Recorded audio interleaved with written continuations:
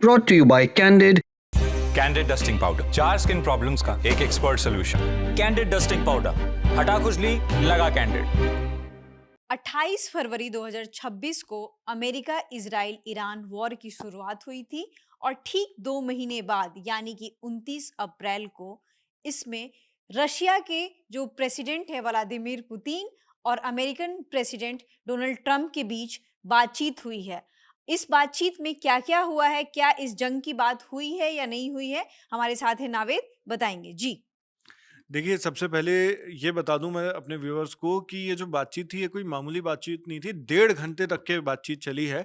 और चूँकि आपने ज़िक्र किया ईरान, यूएस और इज़राइल वाली वॉर का, तो बेशक उसके बारे में भी चर्चा हुई, लेकिन ज़्यादातर चर्चा जो थी, उसमें अगर जो इनपुट्स हम तक पहुँचे अभी तक के, उससे हमें यही पता चला है कि क्रेमलिन ने जो बातचीत की है, वो कीव के साथ, यानी रशिया ने यूक्रेन के साथ उसकी जो जंग चल रही है, उसको टेम्परेरी रूप से रोकने के लिए यहाँ पे ये बात की है। और डोनाल्ड ट्रंप और पुतिन की जो बातचीत हुई, वो उनके एक एड हैं, यानी उनके करीबी हैं, सलाहकार हैं, उनके हवाले से हमें पता चली है। और जो सलाहकार हैं उनका नाम है यूरी नाम है उनका। उन्होंने बताया है कि क्या बातचीत हुई डोनाल्ड ट्रंप और प्रेसिडेंट पुतिन के बीच में। तो उससे जो जानकारी आई है, यूरी युशाकू नाम है उनका, तो यूरी युशाकू जो बताते हैं उनके पुतिन के एड, वो मैं आपको बता रहा हूँ। सबसे पहली चीज़ कि एक तरह से टेम्परेरी सीज़ फायर के लिए यहाँ पे पुतिन ने बात की डोनाल्ड ट्रंप से, जो यूक्रेन और रशिया के बीच होना चाहिए। 9 मई का ये सीज़ फायर होने वाला है, और ये उस वजह से होने वाला है क्योंकि उस दिन 9 मई को एक विक्ट्री डे सेलिब्रेशन होता है रशिया में। विक्ट्री डे किस लिए? क्योंकि वर्ल्ड वॉर सेकेंड में जब सोवियत यूनियन जीता था, तब रशिया तो नहीं बना था, सोवियत यूनियन था। तो जब सोवियत यूनियन जीता था उसको, तो कमेमोरेट करने के लिए उसको याद में विक्ट्री डे सेलिब्रेशन होता है 9 मई को। और इसमें बड़ी दिलचस्प बात यह है ऋतु कि उसमें यूएस भी उनके साथ ही था, मतलब यूएस की भी विक्ट्री उसमें साथ साथ हुई थी। तो इसलिए यहाँ पर रशिया के साथ डोनाल्ड ट्रंप ने भी उसमें हामी भरी कि बिल्कुल उन्होंने अग्री किया कि उस दिन शांत रह सकते हैं, जैसा कि हमें क्रेमलिन से पता चल रहा है, रशिया से पता चल रहा है। अगर उनके शब्दों में बताऊं तो उन्होंने कहा, Trump actively supported this initiative, noting that the holiday marks are shared victory. मतलब हम दोनों की साझा जीत थी, रशिया और हाँ, रशिया और यूएस को।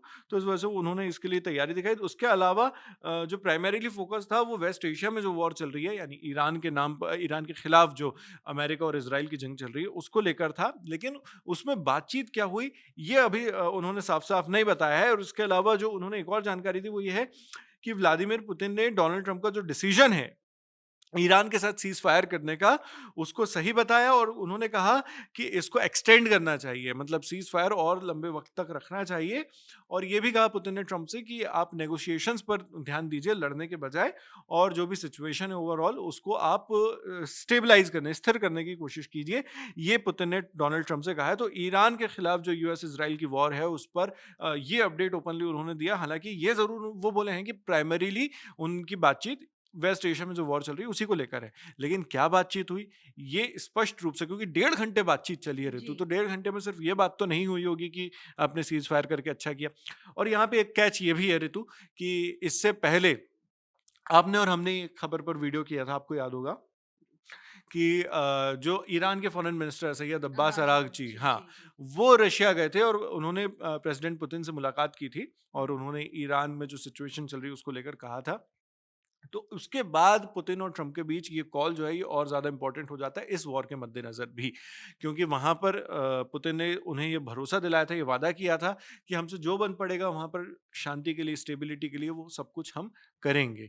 तो उसके बाद अब डोनाल्ड ट्रंप से उन्होंने बातचीत की है 29 अप्रैल को, हमारे भारतीय समय के अनुसार 29 अप्रैल को उन्होंने बातचीत की। और उसमें चूंकि कहा गया है कि उसके बारे में बहुत ज़्यादा बात हुई है, तो हो सकता है कि ईरान की जो शर्तें, क्योंकि आप एक और चीज़ मैं व्यूअर्स के लिए यहाँ पर जोड़ दूँ कि इनडायरेक्ट बातचीत चल रही थी इसके पहले तक पाकिस्तान के ज़रिए। और पाकिस्तान ने मीडिएशन का काम उसमें ज़रूर किया। वो डायरेक्ट बातचीत कराने की भी कोशिश की। फर्स्ट राउंड ऑफ टॉक्स जब इस्लामाबाद में हुए थे तो उसमें डायरेक्ट बातचीत भी हुई, लेकिन इनडायरेक्ट बातचीत उसके बाद से लगातार जारी है। Second round of direct talks अभी तक के नहीं हुआ था।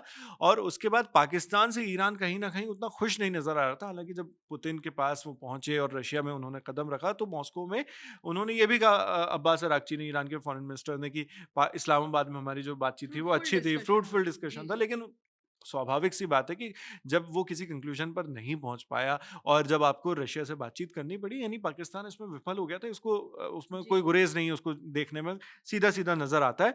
तो उसके बाद वो रशिया गए और रशिया से उन्होंने ये सारी बातचीत की। तो एक तरह से रशिया भी हो सकता है कि इसमें मध्यस्थता इनडायरेक्टली कर रहा, ओपनली ना कर रहा हो, लेकिन इनडायरेक्टली मध्यस्थता भी चल रही हो। और ये जो टाइमिंग है ये इस लिहाज से बड़ी इंपॉर्टेंट हो जाती है, क्योंकि अरागची से मुलाकात, देन ट्रम्प से फोन कॉल। जी ऋतु।